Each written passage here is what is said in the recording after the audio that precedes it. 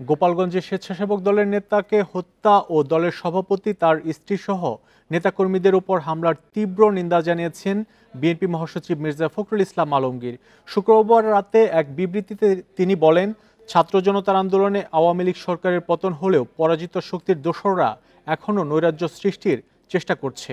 BNP ও সমমনা রাজনৈতিক দলের নেতাকর্মী সহ সাধারণ জনগণের উপর বর্বরোচিত হামলা চালিয়ে খুন জখম করা হচ্ছে।